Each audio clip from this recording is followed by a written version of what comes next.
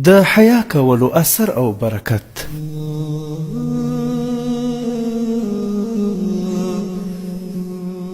په امریکا کې یو ښار دی په نوم د ګلاسیکو. په دې کې یو کس اوسېدو، نو هغه ناروغه شو او په روغتون هسپتال کې داخل کړل شو.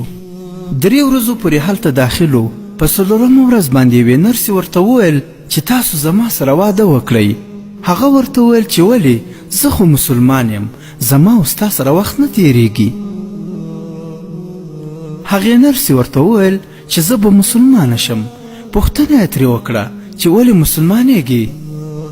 نرسې ورته وویل چې زما په هسپتال کې چې څومره هم ډاکټران دي، ما تر نن ورځ پورې یو کس هم نه دی لیدلی چې هغه د پردي ښځې نه سترګې اړولې وي. ما سوا داستانه ته زما په ژوند کې اولنی کس یې کوم چې ښځې ویني نو سترګې لاندې کړي. زه چې کله هم ستا مخې ته راځم نو ته سترګې لاندې کړې او ما ته نه ګورې.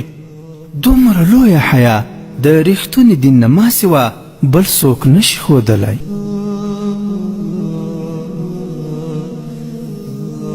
عبرت. ګرانو مسلمانانو، تاسې واورېدل چې یو مسلمان ځوان چې له حیا یې د پردي ښځې څخه خپل نظر ښکته کړی و، الله تعالی د ده له برکته یوه کافره مسلمانه کړه. او په همدې کتاب کې لیکل شوي چې هغه انګریزي مسلمانې بیا له ځان سره ډېرې نورې انګریزانې هم مسلمانانې کړې. او د حیا په اړه نبی اکرم صلی الله علیه وسلم فرمایلی دي حیا او ایمان یو د بل سره تړل شوي دي. کله چې یو له منځه لاړ شي بل هم له منځه ځي.